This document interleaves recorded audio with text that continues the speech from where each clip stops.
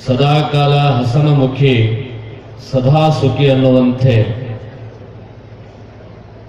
ಪರಮಪೂಜ್ಯರ ಶ್ರೀ ಕ್ಷೇತ್ರ ಶಿವಾಚಾರ್ಯ ರತ್ನ ಡಾಕ್ಟರ್ ಚನ್ನವೀರ ಶಿವಾಚಾರ್ಯ ಅಪ್ಪಂಗಳವರ ಪಾದಕ ಶಿರಸಾಷ್ಟಾಂಗ ನಮಸ್ಕಾರವನ್ನು ಸಲ್ಲಿಸಿ, ಈ ಬಸವ ಕಲ್ಯಾಣದ ಜನಪ್ರಿಯ ಶಾಸಕರಾಗಿರ್ತಕ್ಕಂಥ ಬಿ ನಾರಾಯಣ ಅವರೇ ಹಾಗೂ ಎಲ್ಲ ಬಹಳಷ್ಟು ಆನಂದ ಅನ್ನಿಸ್ತಾ ಇದೆ. ಬೀದರ ನಾಡಿನಲ್ಲಿ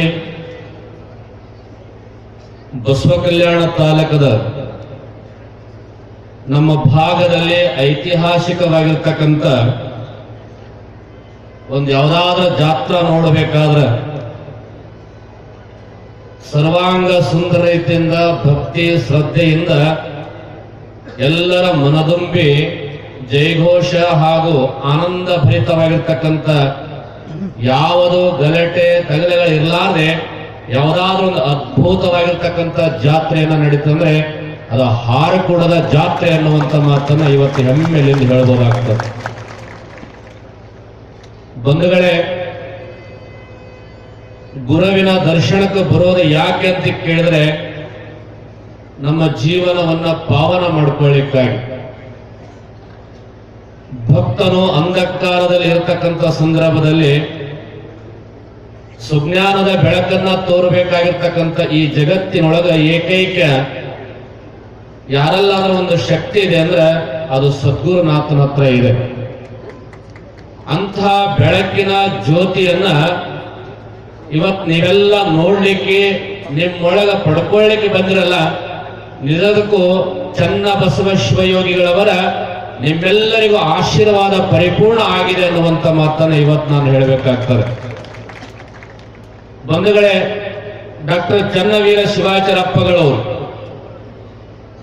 ಅವ್ರ ಬಗ್ಗೆ ನಾವೆಷ್ಟು ಮಾತಾಡಿದ್ರು ಕಡಿಮೆ ಇದೆ. ಅವರ ಮುಗ್ಧತೆ, ಅವರ ಸರಳತೆಯನ್ನು ನೋಡಿದ್ರೆ ಬಹುಶಃ ನಮ್ಮ ಕರ್ನಾಟಕದೊಳಗಿರ್ತಕ್ಕಂತಹ ಎಲ್ಲಾ ಸ್ವಾಮೀಜಿಯವರು ಅವರ ಸರಳತೆ, ಅವರ ಮುಗ್ಧತೆ, ಅವರು ಮಾಡ್ತಕ್ಕಂಥ ಒಂದು ಕೆಲಸಕ್ಕ ಬಹುಶಃ ನಾವು ಈ ರೀತಿ ಮಾಡಬೇಕು ಅನ್ನುವಂಥದ್ದು ಅವ್ರ ಕ್ರಿಯೆಯಲ್ಲಿ ತೋರಿಸ್ತಕ್ಕಂಥ ಯಾರಾದ್ರೂ ಪರಮ ಪೂಜ್ಯರಿದ್ರಂದ್ರೆ ಅದು ಹಾರಕೂಡ ಮಠಾಧ್ಯಕ್ಷರು ಅನ್ನುವಂಥ ಮಾತನ್ನು ಹೇಳ್ತೇನೆ ನಾನು. ಬಹುಶಃ ಚನ್ನಬಸವಣ್ಣ ಹುಟ್ಟಿದ್ದ ಅಂತೆ. ಬಸವಣ್ಣನವರು ಕಕ್ಕಯ್ಯನ ಮನೆಯಲ್ಲಿರ್ತಕ್ಕಂಥ ಪ್ರಸಾದವನ್ನ ಊಟ ಮಾಡಬೇಕಂದ್ರೆ ಆಗ್ಲಿಲ್ಲ. ಕಕ್ಕಯ್ಯ ಊಟ ಮಾಡಿರ್ತಕ್ಕಂಥ ಪ್ರಸಾದವನ್ನ ಬಾಯಲ್ಲಿ ಕೆಳಗ ಬಿದ್ದಿರತಕ್ಕಂಥ ಒಂದು ಅನ್ನದ ಅಗಳನ್ನ ಒಂದು ಇರುವೆ ಬಾಯಲ್ಲಿ ಹಿಡ್ಕೊಂಡು ನಡೆದಿತ್ತಂತ. ಇರುವೆ ಬಾಯಲ್ಲಿ ಹಿಡ್ಕೊಂಡು ಹೋಗುವಾಗ ಬಸವಣ್ಣನವರು ಲಿಂಗ ಪೂಜಾ ಮಾಡುವಂತ ಸಂದರ್ಭದಲ್ಲಿ ಆ ಲಿಂಗದ ಒಳಗ ಏನ ಕಾಣುತ್ತಂದ್ರೆ ಕಕ್ಕಯ್ಯನ ಮನೆ ಒಳಗಿರ್ತಕ್ಕಂಥ ಪ್ರಸಾದವನ್ನ ಕೆಳಗ ಬಿದ್ದಿದ್ದನ್ನ ಇರುವೆ ಹಿಡ್ಕೊಂಡು ನಡೆದಲ್ಲ ಅಂತ ಲಿಂಗದೊಳಗ ಕಾಣುತ್ತೆ. ಬಸವಣ್ಣನವರಂದ್ರಂತೆ ಬಹುಶಃ ಎಷ್ಟೋ ದಿವಸ ನನ್ನ ಕನಸಿದೆ, ಕಕ್ಕಯ್ಯನ ಮನೆಯಲ್ಲಿ ಪ್ರಸಾದ ಮಾಡಬೇಕು ಅನ್ನುವಂತ ಕನಸು ನಂದಿದೆ. ಆದ್ರೆ ಇವತ್ತು ನನಸಾಗ್ತಕ್ಕಂಥ ಸಂದರ್ಭ ಬಂದಿದೆಯಲ್ಲ ಅಂತ ಬಸವಣ್ಣನವರು ತನ್ನ ಲಿಂಗ ಪೂಜೆಯನ್ನ ಬಿಟ್ಟು ಕೈ ಒಳಗ ಕಡಿ ಸಕ್ಕರೆಯನ್ನ ತಗೊಂಡು ಎಲ್ಲಿ ಹೋದ್ರಂದ್ರ ಕಕ್ಕಯ್ಯನ ಮನೆಯಿಂದ ಹೊರಗೆ ಬರ್ತಿತ್ತಂತ. ಆ ಇರುವೆ ಬಾಯಲ್ಲಿ ಪ್ರಸಾದ ಹಿಡ್ಕೊಂಡು ಕಕ್ಕಯ್ಯನ ಮನೆಯಿಂದ ಹೊರಗೆ ಬರುವಾಗ ಬಸವಣ್ಣನವರು ಕಕ್ಕಯ್ಯನ ಮನೆ ಮುಂದೆ ನಿಂತ್ಕೊಂಡು, ನಾ ಹಾಗೆ ಕಸ್ಕೊಂಡ್ರೆ ತಪ್ಪಾಗುತ್ತೆ, ಇನ್ನೊಂದು ಬಾಯಿ ಒಳಗಿರ್ತಕ್ಕಂಥ ಆಹಾರವನ್ನ ನಾವು ತಗೊಂಡ್ರೆ ಅದು ದೋಷ ಆಗುತ್ತೆ ಅಂತ ಹೇಳಿ ತನ್ನ ಕೈ ಒಳಗಿರ್ತಕ್ಕಂಥ ಕಡಿ ಸಕ್ಕರೆಯನ್ನ ಆ ಇರುವೆಗೆ ಹಾಕಿ ಆ ಬಾಯಿ ಒಳಗಿರ್ತಕ್ಕಂಥ ಕಕ್ಕಯ್ಯನ ಮನೆ ಒಳಗಿರ್ತಕ್ಕಂಥ ಪ್ರಸಾದವನ್ನ ಬಾಳೆ ಎಲೆ ಒಳಗೆ ಇಟ್ಕೊಂಡ್ರಂತ ಒಂದೇ ಅಗಳು. ಆ ಒಂದು ಅಗಳನ್ನ ಬಾಳೆ ಎಲೆಯಲ್ಲಿ ಇಟ್ಕೊಂಡು ಬಸವಣ್ಣನವರು ತನ್ನ ಮನೆ ಒಳಗೆ ತಂದಿಟ್ಟು ಇನ್ನೇನು ಸ್ನಾನ ಪೂಜಾ ಮುಗಿಸ್ಕೊಂಡು ಈ ಪ್ರಸಾದ ತಗೋಬೇಕಂತ ಹೇಳಿ ವಿಚಾರ ಮಾಡಿ ತನ್ನ ಕಾರ್ಯಕ್ಕೆ ಹೋದಾಗ ಮನೆಯೊಳಗಿರ್ತಕ್ಕಂಥ ಅಕ್ಕ ನಾಗಮ್ಮ ಈ ಪ್ರಸಾದ ನೋಡಿದಳಂತ. ಒಂದೇ ಅವಳ ಎಲೆ ಮೇಲೆ ಇರ್ತಕ್ಕಂಥ ಪ್ರಸಾದ. ಅಕ್ಕ ನಾಗಮ್ಮ ವಿಚಾರ ಮಾಡ್ತಾಳೆ, ಬಸವಣ್ಣನವರು ಯಾವ ಪ್ರಸಾದ ಎಲ್ಲಿಡ್ತಾರೋ ಗೊತ್ತಿಲ್ಲ, ಬಸವಣ್ಣನವರು ಇಡೀ ಈ ಮನಿನೇ ಪ್ರಸಾದಮಯವಾಗಿದೆ, ಎಲ್ಲೋ ತಂದಿರ್ತಕ್ಕಂಥ ಪ್ರಸಾದ ಇಲ್ಲಿ ಇಟ್ಟಾರಂತ ಹೇಳಿ ಯಾವ ರೀತಿ ಬಸವಣ್ಣನವರು ಆ ಪ್ರಸಾದ ತಗೋಬೇಕನ್ನುವಂತ ಎಷ್ಟು ಸಂಕಲ್ಪ ಇತ್ತು, ಎಷ್ಟು ಆನಂದ ಆಗಿತ್ತು ಅಂದ್ರೆ ಅವ್ರ ಕ್ರಿಯಕ್ಕೆ ಹೋದಾಗ ಬಹುಶಃ ಎಲಿ ಒಳಗಿರ್ತಕ್ಕಂಥ ಪ್ರಸಾದ ಇತ್ತಲ್ಲ ಅದು ಯಾರು ತಗೊಂಡ್ರಂದ್ರ ಅಕ್ಕ ನಾಗಮ್ಮ ತಗೊಂಡ್ರ.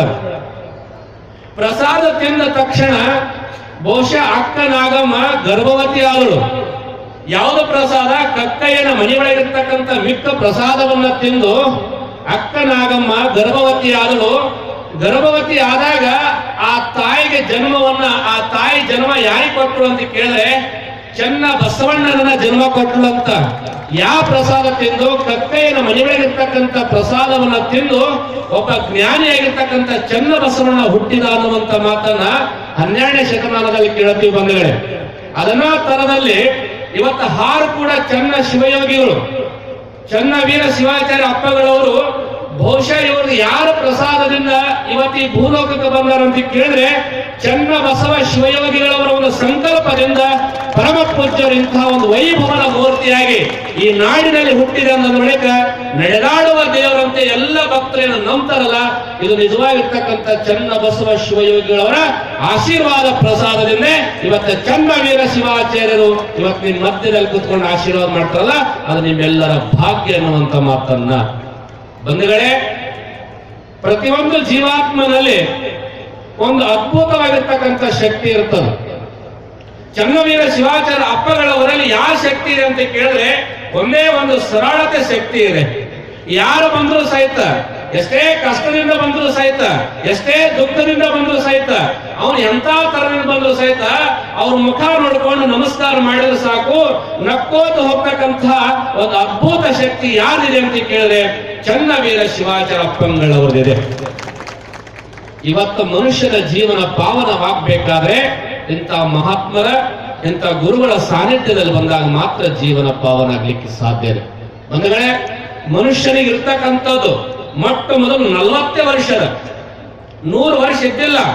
ಮೊದಲು ಮನುಷ್ಯನಿಗೆ 40 ವರ್ಷದ, ಆದ್ರೆ 100 ವರ್ಷ ಹೆಂಗ ಬಂದು ಅಂತ ಕೇಳಿದ್ರೆ ಪ್ರತಿಯೊಂದು ಜೀವಾತ್ಮನಿಗೆ 40 ವರ್ಷ ಇದ್ದಾಗ ಪರಮಾತ್ಮ ಸೃಷ್ಟಿ ಮಾಡುವಾಗ ಹೇಳಿದಂತವ ಮನುಷ್ಯನಿಗೆ 40 ವರ್ಷ, ಕತ್ತಿಗೆ 40 ವರ್ಷ, ನಾಯಿಗೆ 40 ವರ್ಷ, ಗೂಗಿಗೆ 40 ವರ್ಷ ಅಂತ ಹೇಳ ಕಳಿಸ್ಯಾನವ.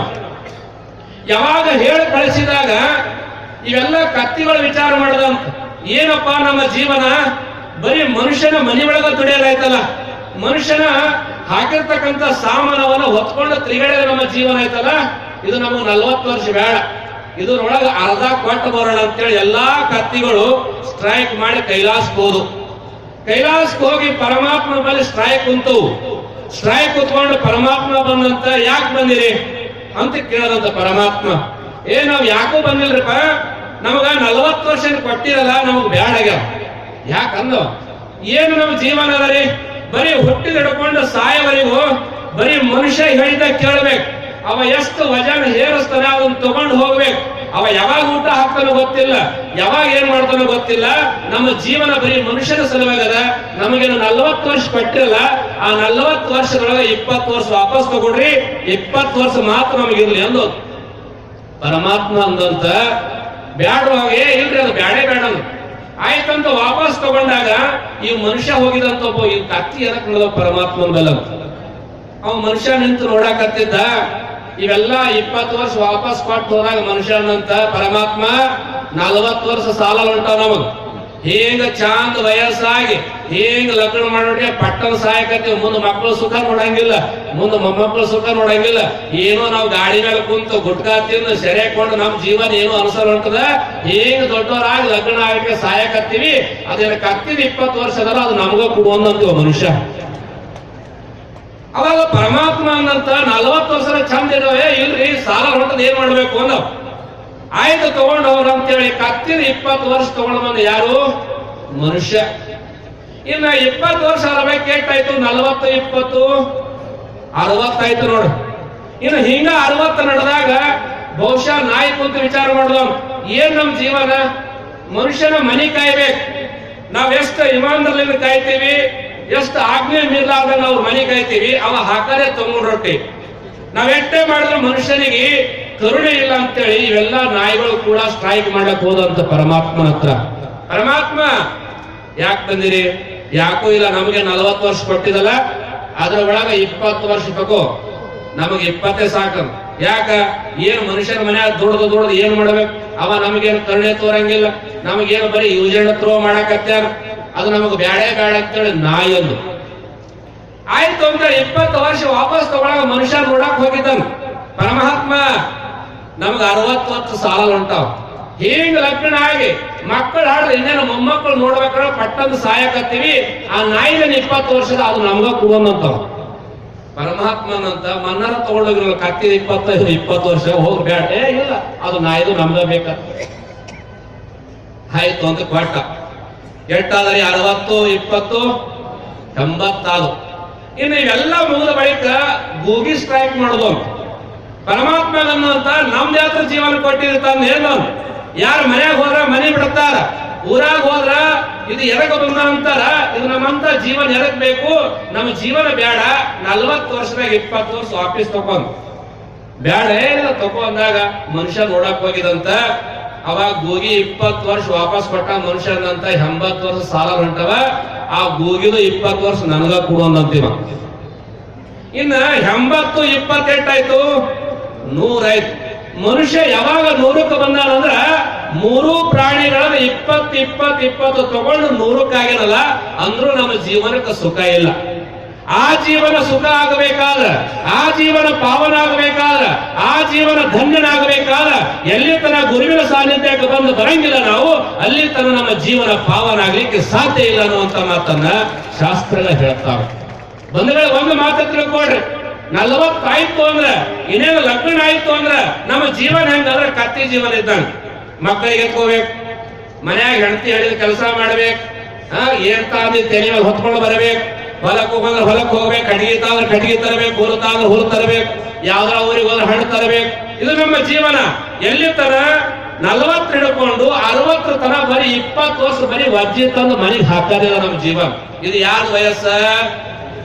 ಬ್ಯಾಡ ಅಂದ್ರು ತಗೊಂಡಿ ಈಗ ದುಡಿ ಅಂತ ನೋಡ್ರಿ. ಏನ್ ದುಡಿಯಾಕತ್ತೇನ್ರಿ? ಕತ್ತಿ ದುಡ್ದಾಗ ಅಂತಾರಲ್ಲ, ಇದು ಕತ್ತಿ ವಯಸ್ಸು. ಇನ್ನ 60 ಹಿಡ್ಕೊಂಡು 80 ತನ ಇದು ನಾಯಿ ವಯಸ್ಸು. ಇವನು 60 ಆಯ್ತು ಅಂದ್ರೆ 80 ತನ ಇವ್ನು ಬಾಯಿ ಸುಮ್ ಕುಂದ್ರಂಗಿಲ್ರಿ. ಕಟ್ಟಿ ಮೇಲೆ ಕುಂದ್ರು ಬಾವು ಸುಮ್ ಕುಂದ್ರಂಗಿಲ್ಲ, ಯಾರ ಮನಿ ಬೆಂಕಿಲ್ಲ ಅಷ್ಟ. ಇದು ಕಾರ್ಯಕ್ರಮ ಆಗರೆ ಏನೋ ಒಂದು ಹೇಳಕ್ ಗೊತ್ತಾ ಇರ್ತಾರ. ಮೋಸ ಇಷ್ಟೆಲ್ಲ ಜನ ಕುಂತೀರಿ, ಗುರುಗಳ ಕಡೆ ಲಕ್ಷ ಇರ್ಬೇಕಂತಲ್ಲ, ಅಲ್ಲಿಂದಲೇ ಏನಾರ ಮಾತಾಡ್ಕೊತೀರಿ. ಅದು ಯಾರು? ನಾಯಿ ಜನ್ಮ. ಅದು ಒಳ್ಳಕ್ಕೆ ಹಸ್ತದ. 20 ವರ್ಷ ಮನೆ ಒಳಬೇಕೆ ನಾವು. ಹೆಂಗ್ ಒಳಬೇಕಂದ್ರೆ ಸುಮ್ ಕುದ್ರಂಗಿಲ್ಲ. ಮನೆಯಾಗ ಮಂದಿ ಬ್ಯಾಸರ ಆಗ್ತದ. ಎಲ್ಲರ ಹೋಗಿ ಸಾಯೋದಾಗ ಮನೆ ಬಿಟ್ಟು ಎಲ್ಲರ ಮಠಕ್ಕೆ ಬರ್ತಾನ. ಇನ್ನು ಮಠ ಬಿಟ್ಟಾಗ ಗುಡಿಗೆ ಬರ್ತಾನ, ಅಲ್ಲೆಲ್ಲ ಸುಮ್ ಕುಂದಿರ್ತಾನ. ಊರ ಕಡ್ಡಿ ಗೀಳದ ಮಂದಿ ಮನೆ ಕಡ್ಡಿ ಗೀಳೋದು. 20 ವರ್ಷ ಇದನ್ನ ಮಾಡ್ತಾರ. ಯಾರು ಕೆಲಸ ಮಾಡ್ತಾರ? ನಾಯಿ ಕೆಲಸ ಮಾಡ್ತಾರ. ನೀವು ನೋಡ್ರಿ, ಬೇರೆ ನಾಯಿ ಗಲ್ಲಿ ಈ ನಾಯಿ ಬಂದು ಅದು ಹೆಂಗ್ ಮಾಡ್ತದ?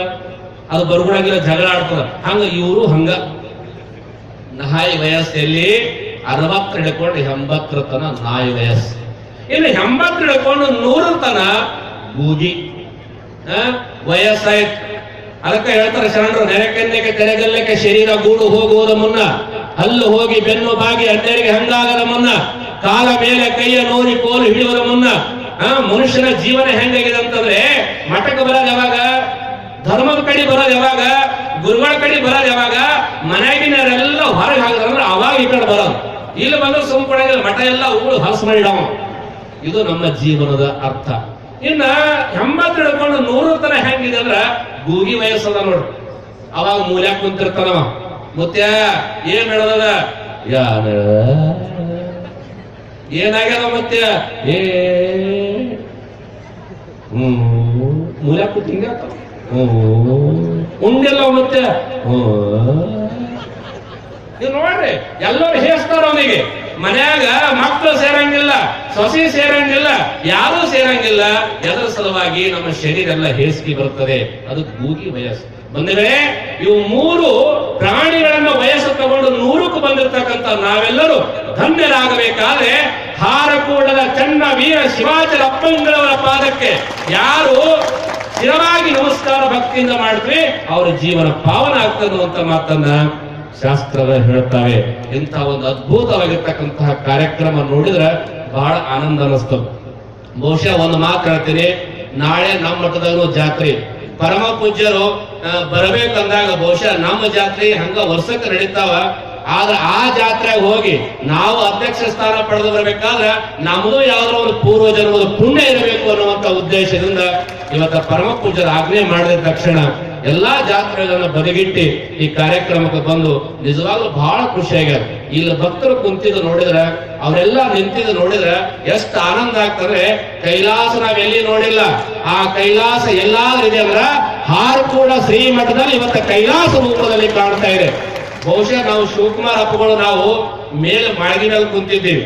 ರಥೋತ್ಸವ ಕಾರ್ಯಕ್ರಮ ಹೆಂಗ್ ಕಾಣಿಸ್ತಿತ್ತಂದ್ರ ಬಹುಶಃ ದೇವರು ಧರೆಗಿಳಿದು ಬಂದು ರಥದೊಳಗೆ ಕುತ್ಕೊಂಡು ಮುಂದೆ ಚನ್ನವೀರ ಶಿವಾಚಾರ್ಯ ಅಪ್ಪಗಳು ಹೊಂಟ್ರ ಸಾಕ್ಷಾತ್ ಪರಮಾತ್ಮನೇ ರಥದ ಮುಂದೆ ಹೊಂಟಾರೇನೋ ಅನ್ನುವಂತ ಒಂದು ಸಂದರ್ಭ ಆ ಕಣ್ಣು ತುಂಬ ನಾವೆಲ್ಲ ನೋಡಿವಲ್ಲ.